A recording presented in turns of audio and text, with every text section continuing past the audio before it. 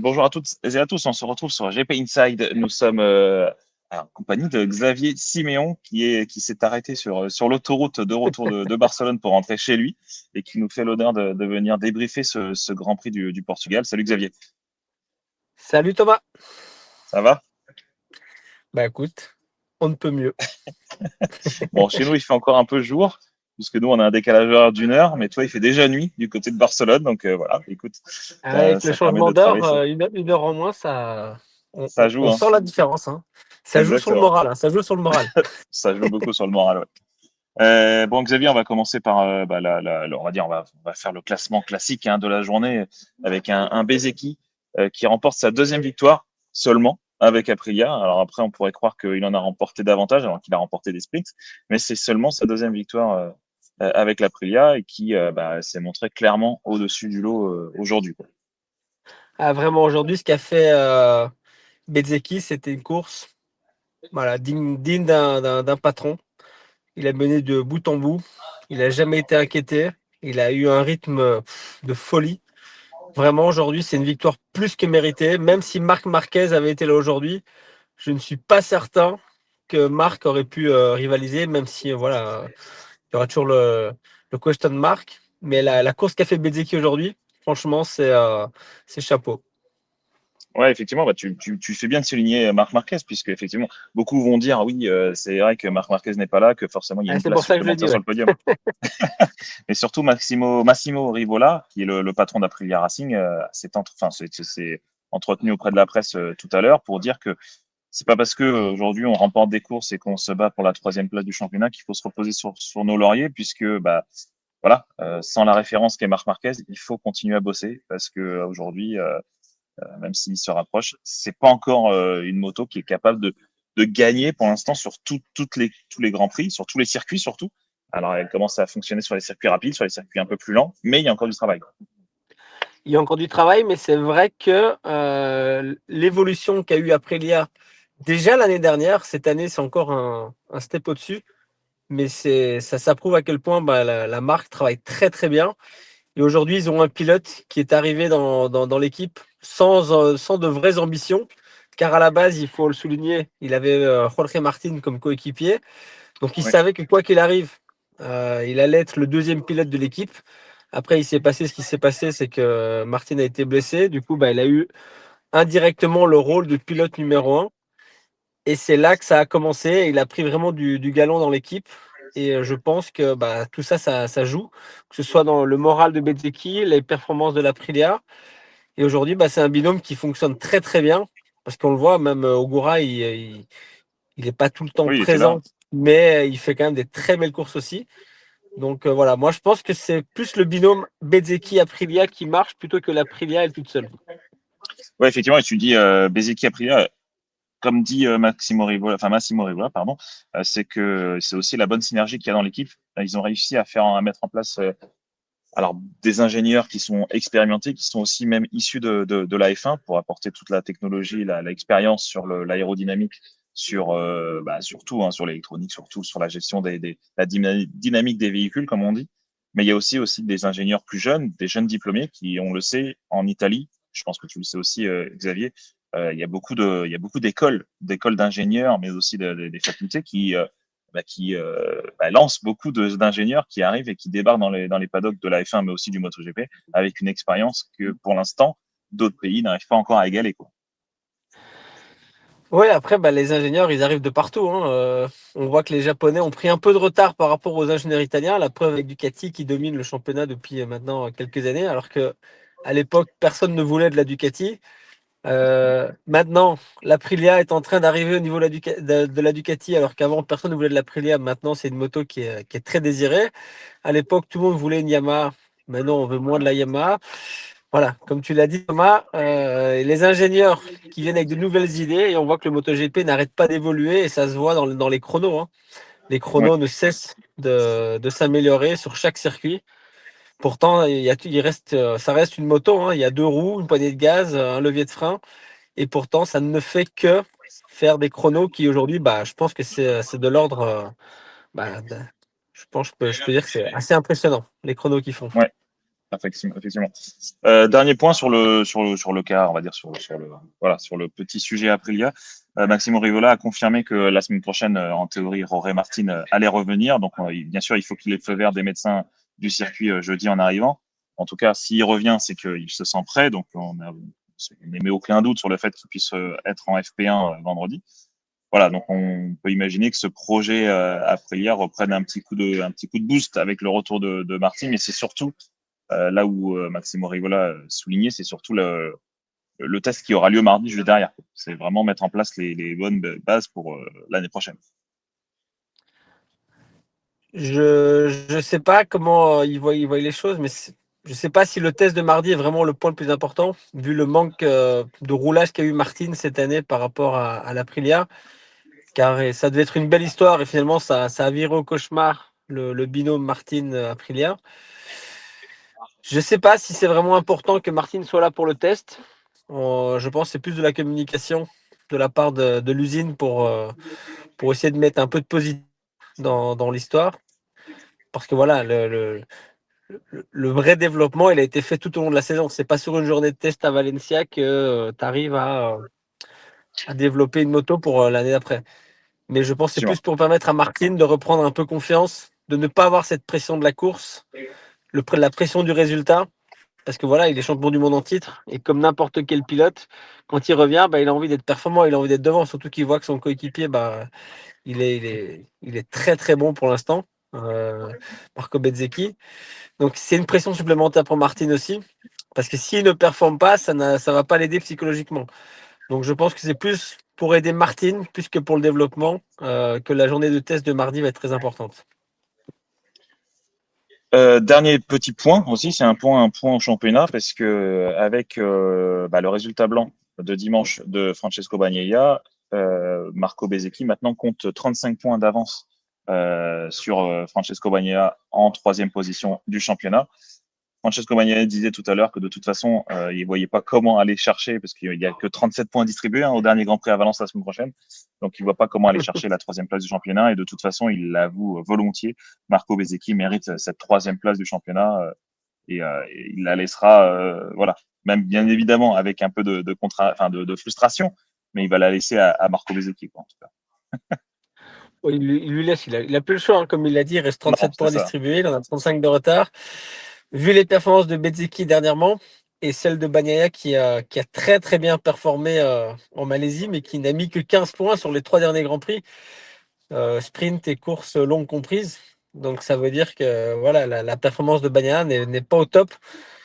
C'est dommage, hein, pour Pecco parce que je pense qu'il s'est un peu perdu dans, dans, dans ses sentiments, dans son ressenti, parce qu'il a été très bon tout le début de la saison. Il a juste été un peu frustré d'être toujours être derrière les frères Marquez. Et après, il s'est un peu perdu au niveau des settings, de sa confiance au niveau de la Ducati. Et aujourd'hui, bah, Bezzecchi est devant, alors que Bagnaia, on pense qu'il a fait une mauvaise saison, alors qu'il a fait une très très belle saison. Sinon, tu finis pas troisième du championnat, enfin, ici dans le cas quatrième. Mais, euh, mais voilà, c'est dommage pour Pecco. Et surtout, Pecco maintenant se retrouve menacé. On fait on diverge un tout petit peu. Il se retrouve maintenant menacé même pour cette quatrième place du championnat, puisque Pedro Acosta, avec les résultats qu'il enchaîne là, depuis quelques courses maintenant, fait qu'il n'est plus qu'à 3 points de cette quatrième place du championnat. Donc Pecco pourrait dégringoler en cinquième position. Oui, ça c'est qu'un détail. On se souvient que du vainqueur à la fin. Donc on se C'est souvient vrai, c'est vrai. que du titre de Marc Marquez et pas de qui a fini quatrième ou cinquième. Donc là, pour Pecco, c'est vraiment qu'un détail. L'objectif, c'est vraiment de retrouver la confiance pour lui. S'il fait 4 ou 5 au championnat, ça va rien changer à sa vie. Surtout que les prize money chez Ducati, c'est que les 3 premiers. Donc 4 ou 5, c'est pareil. Allez, on passe justement à un autre pilote Ducati. Tu fais bien la transition. On passe à Alex Marquez qui a gagné hier, mais qui, dès le warm-up ce matin, a clairement remarqué que Marco Bezzecchi était au-dessus. Il a réussi à trouver quelque chose de plus qui fait qu'il était imbattable aujourd'hui. Alex Marquez n'a pas pu aller chercher ce doublé aujourd'hui. Bon, voilà, hein, il l'admet volontiers. Maintenant, il marque 20 points, ce qui est plutôt voilà, une bonne, une bonne course de la part du pilote Gresini, quoi. Ben, c'est sûr que pour Alex, ça aussi, c'est un petit peu frustrant pour lui parce que voilà, depuis le début de la saison, il finit 2 derrière son frère. Donc, pour lui, c'est une belle opportunité le fait que son frère ne soit pas là. Parce qu'il voilà, il sait très bien que sans la présence de Marc, il a la possibilité d'aller gagner des courses. Aujourd'hui, c'était clairement son objectif de gagner. Et on l'a vu, hein, dès le début de course, il a été très très incisif sur les dépassements, notamment sur Pedro Acosta, pour pas refaire les mêmes erreurs qu'il avait fait hier en course sprint. Mais malheureusement, Bezzecchi était vraiment très, très, très, très fort aujourd'hui. Il a eu un rythme de folie et il a commis surtout zéro erreur. Il n'a pas fait la moindre petite faille, Marco Bezzecchi. Et voilà. Même si Alex Marquez était très vite aujourd'hui aussi, il lui manquait ce petit dixième au tour pour pouvoir aller chercher le pilote italien. Mais voilà, ça reste quand même une très très belle course de la part de Alex Marquez qui prouve que cette année, il a vraiment passé un très très gros cap au niveau mental et surtout, il a vraiment pris confiance en lui, ce qu'il n'avait pas les années précédentes. Ouais, alors après, Alex Marquez pointe aussi le fait que bah, la gestion des pneus a été compliquée aujourd'hui. Il a quand même souffert sur le flanc droit de son pneu, surtout à l'avant. C'est pour ça qu'il a quand même un peu galéré. Et là où il pointe les performances de l'Aprilia, c'est surtout bah, justement sur l'angle, sur les virages rapides, que l'Aprilia est vraiment performante. Et comme il dit, la moto glisse, enfin, dire roule correctement notamment sur la grosse parabolique à droite avant la ligne droite. Là où la Ducati apparemment a pêché un peu ce week-end. Donc ça a été, c'est là où en fait il voit cette petite différence et c'est ce que tu disais Xavier, c'est que ça c'est le 1 ou 2 dixièmes au tour qui fait que ça a permis à Bezeki de faire la différence. Quoi. Ah, nous avons perdu Xavier. Est-ce que tu es là encore Xavier? Xavier, tu es là?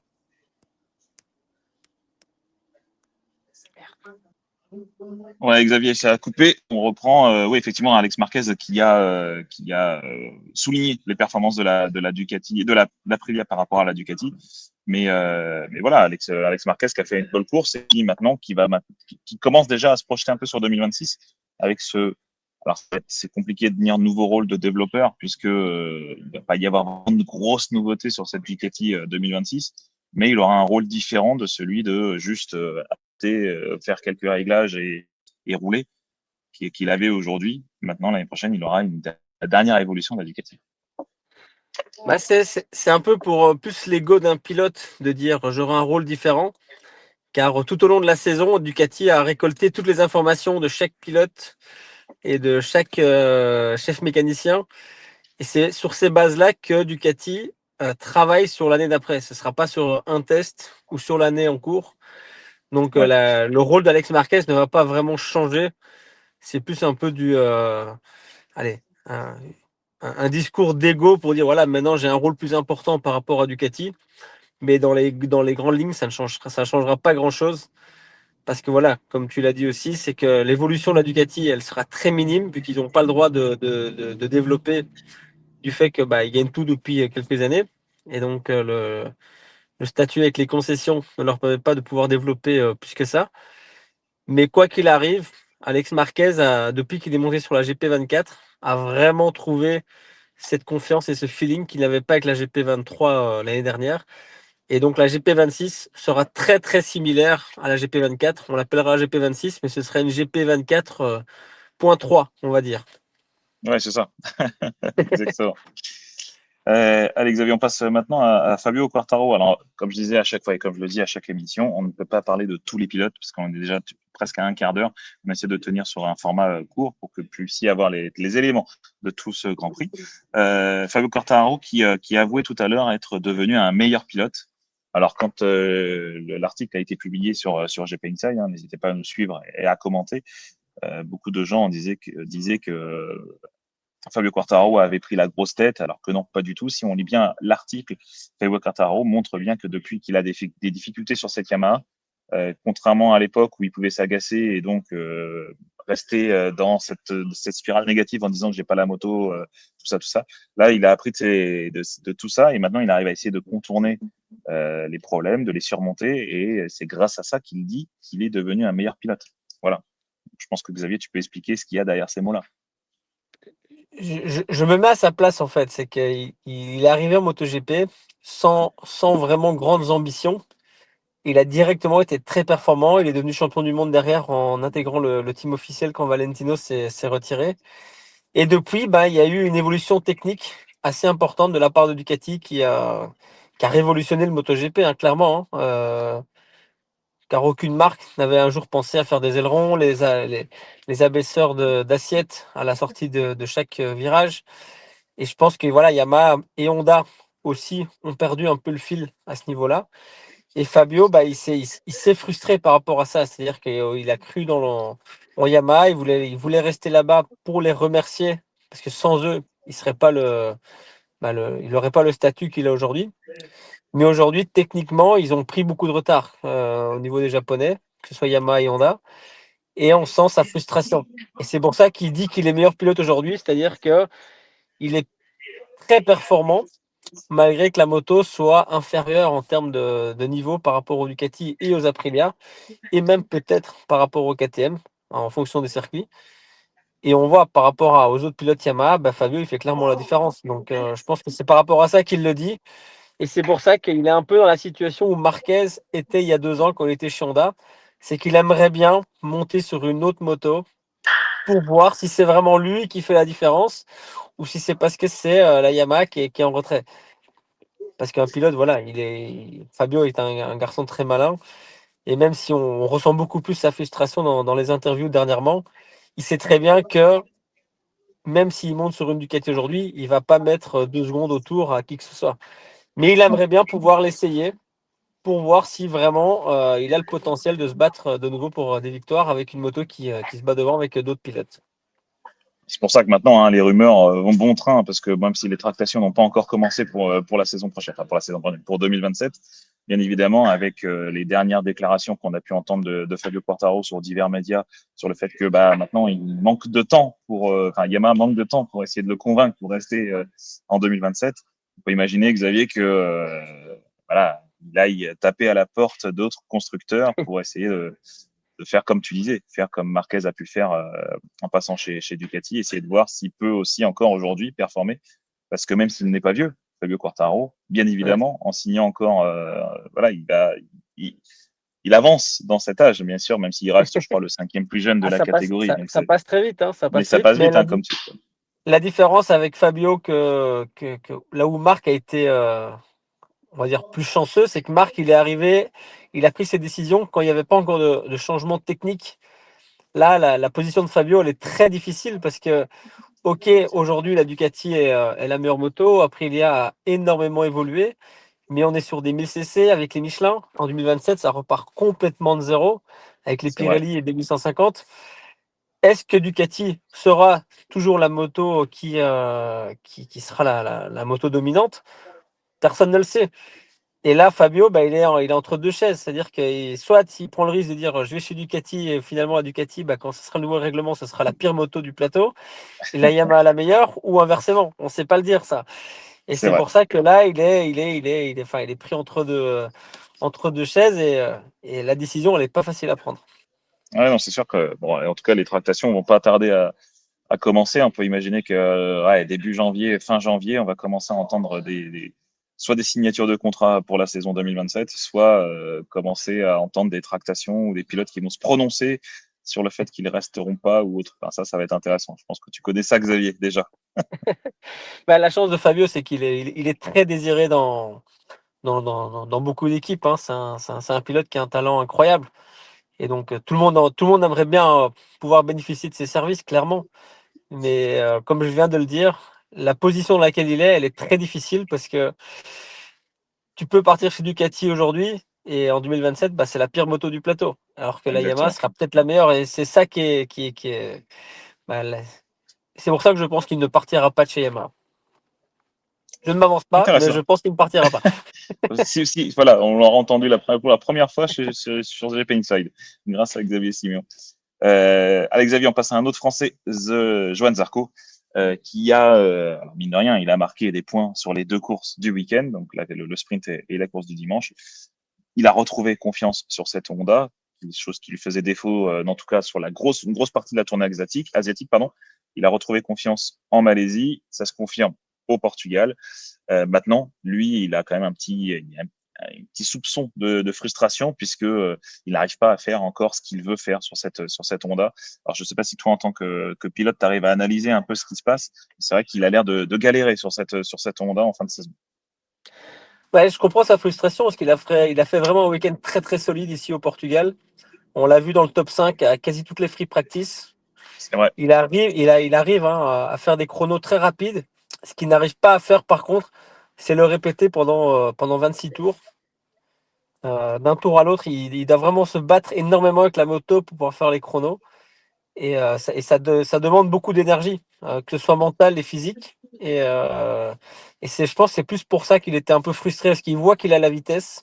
Clairement, il a fait un week-end très très solide ce week-end par Ouais, rapport aux autres pilotes en Honda. deuxième ligne aussi. Ouais, Et, euh, et c'est là où il était frustré, c'est qu'il voit qu'il peut aller vite, mais il n'arrive pas à le répéter tout le temps. Il doit vraiment se battre avec la moto parce que ça répond pas tout le temps comme de la même façon d'un tour à l'autre. Et malheureusement, MotoGP aujourd'hui, tout se fait au millième. Et donc, si tu perds 2-3 dixièmes par tour, bah, tu te fais manger, clairement. Et on voit voilà, il se donne à fond. Hein.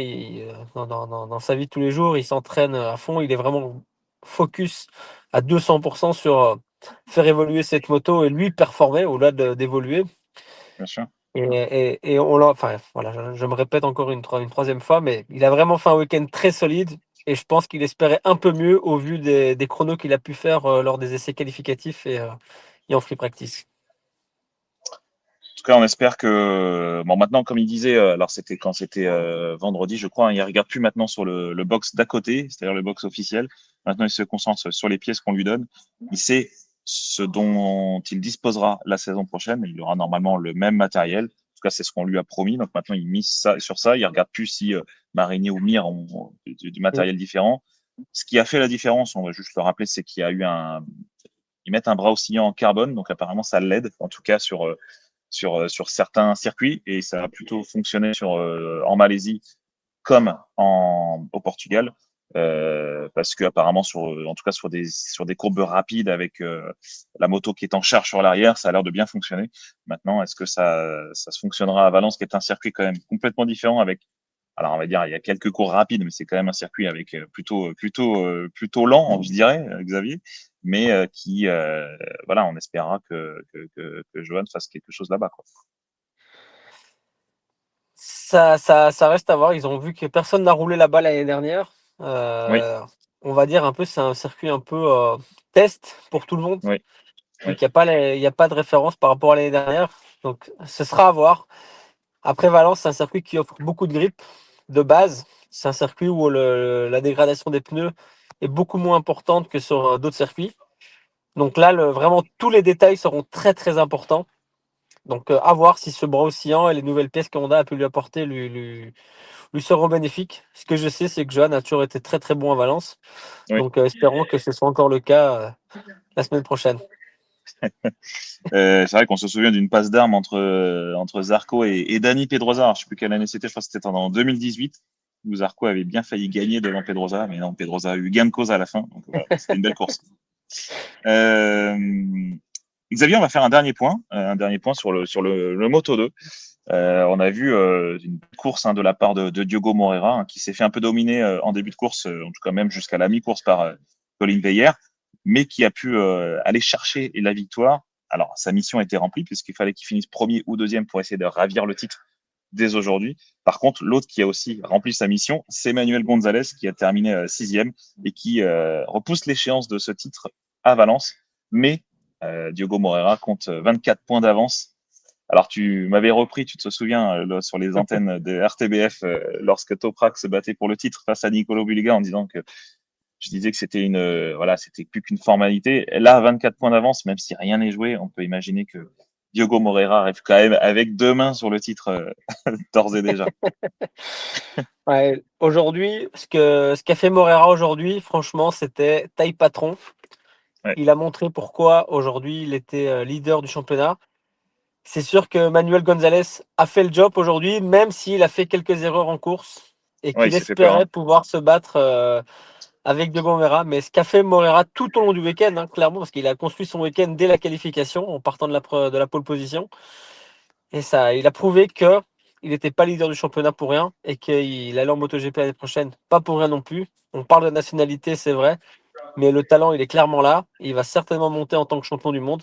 Et la course qu'il a fait aujourd'hui, avec la pression qu'il y avait sur ses épaules, parce que même si on a vu pas mal d'interviews des deux pilotes où Gonzalez disait ouais, moi j'ai plus la pression, je suis deuxième. Voilà, c'est maintenant c'est toute la pression est sur les épaules de Morera. En fait, non, c'est l'inverse. C'est Gonzalez qui a plus la pression que Morera et ça s'est vu aujourd'hui. Parce que Gonzalez, il a plus droit à l'erreur. Il n'avait plus droit à l'erreur avant cette course. C'est-à-dire que s'il tombait, bah, il était Oui, hors du championnat. Tandis que Morera, lui, peut se permettre, entre guillemets, de tomber. Parce que quoi qu'il arrive, même s'il tombait, ça reportait là, quand même le titre à Valence. Et aujourd'hui, bah, Gonzalez, il n'a pas osé être aussi incisif qu'il ne l'a été en tout cas en début de saison. Tandis que Morera, bah, il avait rien à perdre. Et il a fait une course juste spectaculaire. Et bah, voilà, là, comme tu l'as dit, il a deux mains sur le titre. Il faut vraiment qu'il se passe quelque chose d'improbable. Mais à mon avis, je pense que c'est ça déjà va être fait. compliqué. Xavier, on va faire un petit mot sur Barry Baltus, puisque Barry Baltus qui conserve cette troisième place au championnat, qui a terminé, alors il a terminé derrière son coéquipier Aaron Canet. Alors d'ailleurs, petite parenthèse, hein, le Team Fantic a remporté le titre ce week-end, donc voilà, c'est un travail d'équipe. Hein. Ils ont été extrêmement réguliers, hein, les deux. Alors peut-être un petit coup de mou sur la fin de saison pour Aaron Canet qui a été aussi blessé durant l'année, mais voilà, Barry Baltus et Aaron Canet qui remportent le titre. Barry Baltus troisième au championnat, désormais exclu de la lutte pour le titre. Hein, maintenant, il est au-delà. Maintenant, Barry, il lui manque cette victoire, Xavier. Il faut vraiment qu'il aille la chercher cette victoire. C'est vraiment ça qui lui manque maintenant. Ah, il faut, oui, ça serait bien. Il le mériterait en tout cas, parce que vu la saison qu'il a fait, il vient de pas mal d'années de frustration, parce que voilà, Barry, Ouais. c'est un garçon qui a un talent exceptionnel depuis qu'il est tout petit, et il n'a pas eu les résultats à la hauteur de son talent, et ça c'est moi qui le dis, pour l'avoir suivi pendant plusieurs années. Et cette année, bah voilà, grâce à toute l'équipe de Zelos, il a pu intégrer une équipe très performante. Pas que Haroué était pas performant, mais c'est une équipe qui a ce petit truc en plus. Et Barry s'est vraiment directement senti à l'aise. Et la saison qu'il a produit cette année, bah, il prouve à quel point bah, c'est un garçon hyper talentueux. La preuve, il est dans le top 3 mondial, ce qui est quelque chose d'incroyable, surtout pour un petit pays comme la Belgique. Il lui manque cette victoire. Moi, dans le fond, je lui souhaite à 1000% parce qu'il clairement il la mérite. Mais dans un autre fond, je me dis que voilà, si je peux être le seul Belge à avoir gagné en Moto 2, ça m'arrange aussi. C'est Mais, vrai, c'est vrai. mais je m'arrête pas à ça. J'ai vraiment envie qu'il aille chercher cette victoire parce que franchement, c'est un garçon qui bosse énormément et il a la tête sur les épaules et il le mérite. Oui, effectivement, hein, Xavier, c'est vrai qu'il le mérite. Alors, comme tu disais, hein, bon, c'est sans mauvais jeu de mots. Hein, tu disais que tu le suis depuis qu'il est tout petit. Faut rappeler aussi que Barry Baltus, c'est un pilote qui est très grand, qui a un gabarit qui est quand même imposant hein, par rapport à d'autres pilotes. C'est ça qui lui a aussi posé quelques problèmes en début de carrière, puisqu'il a dû directement, je crois qu'il avait 16 ans à peine hein, quand il est monté en Moto 2. Ouais. Et c'est vrai que, on va dire à cause, je sais pas si on peut dire ça comme ça, mais en tout cas son gabarit l'a un petit peu handicapé au début. Donc il est arrivé dans cette catégorie intermédiaire très très jeune. Il a dû faire ses armes dans cette catégorie, forcément avec des pilotes qui sont forcément plus expérimentés, qui viennent du Moto 3, mais aussi peut-être d'autres catégories. Donc c'est aussi ça. Hein. C'est vrai que cette progression de Barry Baltus depuis des années, c'est quand même remarquable. Maintenant, comme tu disais, bien sûr qu'il faut qu'il gagne. Quoi. Ah, c'est sûr que le gabarit n'aide pas, mais la chance qu'il y a aujourd'hui, c'est que depuis le départ de Marc Marquez du Moto 2, il y a un poids obligatoire entre la moto et le pilote. C'est vrai, c'est vrai. Donc ça aide quand même du fait de régulariser. Donc je pense que c'est plus difficile pour un pilote plus léger aujourd'hui qui doit rajouter du poids sur la moto qu'un pilote comme Barry qui doit vraiment faire un effort sur lui-même pour perdre du poids, en tout cas ne Ouais. pas prendre du poids que l'inverse. Donc je pense qu'aujourd'hui c'est moins un désavantage que ça ne l'était à l'époque, mais c'est sûr que d'être plus petit, on est plus aérodynamique dans la bulle et ça peut faire des petites micro-différences qui sont très importantes en Moto 2. Hein. Car aujourd'hui, le Moto 2, c'est une catégorie de psychopathes. Hein. Ils sont 17 ou 18 en 3 dixièmes. Donc, le C'est moindre sûr. détail fait vraiment toute la différence. Et si tu les as de ton côté, c'est mieux que de ne pas l'avoir de son côté. C'est sûr, hein, Xavier, bon, on va faire juste un dernier point stat parce que tu sais que j'aime bien les chiffres, mais c'est vrai qu'aujourd'hui, avec Colin Veyer qui était en tête, on aurait pu avoir un 11e vainqueur différent. cette saison. Donc, c'est dire si la catégorie est disputée. C'est vrai qu'on a un titre qui se joue jusqu'au bout, mais voilà, il y a 4 victoires pour Diogo Moreira, 4 victoires pour Manuel Gonzalez, mais derrière, bah voilà, ça s'est partagé les premières places du podium. Aaron Canet, Celestino Vietti, Joe Roberts qui est absent pour les 2 dernières courses, mais voilà, il y a eu tout un tas de pilotes qui se sont battus pour la victoire. Bon, allez, je mets une petite pièce pour le 11e vainqueur différent, Barry Baltus à Valencia. Bah écoute, moi je l'avais déjà mis, je l'ai mis en. Voilà, je me suis dit, allez, je le mets sur là, pour ce Grand Prix-là. Bon, maintenant il reste une dernière chance entre guillemets pour aller chercher cette victoire à Valence. Ouais, Euh, je lui souhaite. Ce serait clôturer cette belle saison en beauté, même si voilà, il faut pas en faire une obsession. Mais non, je non, bien pense sûr. clairement que voilà, vu qu'il reste dans la même équipe l'année prochaine, que quoi qu'il arrive, je pense que cette ou ces victoires lui tendent la main pour le futur.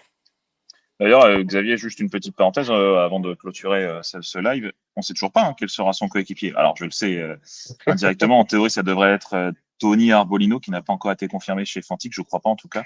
Mais en tout cas, il devrait faire équipe avec Arbolino l'année prochaine. C'est les rumeurs qui courent dans le paddock en tout cas. Euh, Comme tu l'as dit, c'est pas confirmé.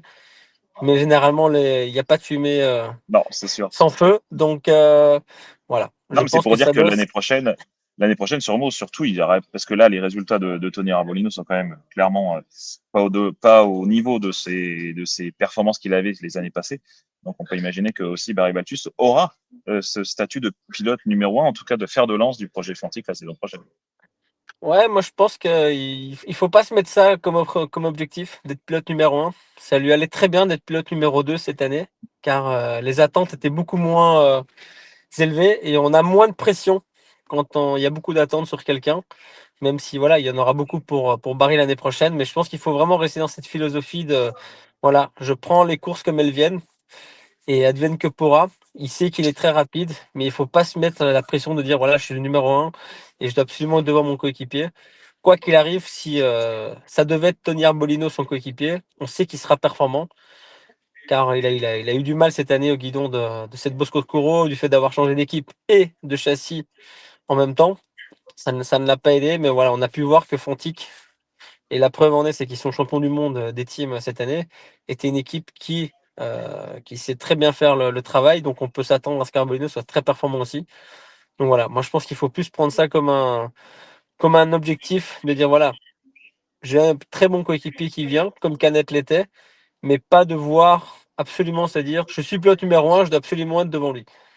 Il faut qu'ils se tirent les deux vers le haut. Et quoi qu'il arrive, en tout cas, je le souhaite, je croise les doigts. J'espère qu'il fera le même type de saison l'année prochaine. Parce que le Moto 2, c'est pas chose faite. On a pu voir avec Arbolino qui s'est battu plusieurs années pour le titre. Et cette année, bah, comme tu l'as dit, Thomas, il n'était pas du tout dans le coup. Donc, Ouais, c'est une catégorie qui te remet vite les idées en place. Il faut garder la tête sur les épaules. Et j'espère que ce sera le cas pour Barry. ouais, c'est sûr, c'est sûr. On pense notamment à Sergio Garcia qui se battait pour le titre l'an passé et qui du coup a été en galère cette année. Il s'est même fait évincer de son équipe. Et, il retrouvera Grésini la saison prochaine. Mais oui, oui, c'est vrai que d'une année à l'autre, c'est compliqué. Le Moto 2, tout peut changer du tout au tout. Donc voilà. Xavier, merci. On a tenu une demi-heure. Je suis désolé, je voulais te retenir un quart d'heure maximum. Ben, on diverge, tu le sais. C'était un, Euh, un grand plaisir. Merci de t'être arrêté. Et puis, bah, écoute, bonne fin de route. Je sais pas combien de temps il te reste pour rejoindre ton domicile, mais en tout cas, fais attention sur la route. À la base, il me restait 1 heure et demie. Mais du coup, en tant que Voilà, pilote, je vais essayer de réduire le temps. tout ça en respectant les Non, il faut, il, limitations, bien sûr. il- il- il faut respecter les limitations. C'est très important. Tout à fait, tout à fait. Bah, écoute, Xavier, merci beaucoup. Et puis, on se retrouve peut-être la semaine prochaine. Si tu es disponible, ce sera avec grand plaisir que on te retrouvera sur GP Insight sur YouTube. Mais merci à toutes et à tous de nous suivre et de commenter. Et on se dit à la semaine prochaine pour le dernier Grand Prix de la saison sur le circuit de Valencia. Salut Xavier, à bientôt. Salut Thomas. Au revoir tout le monde.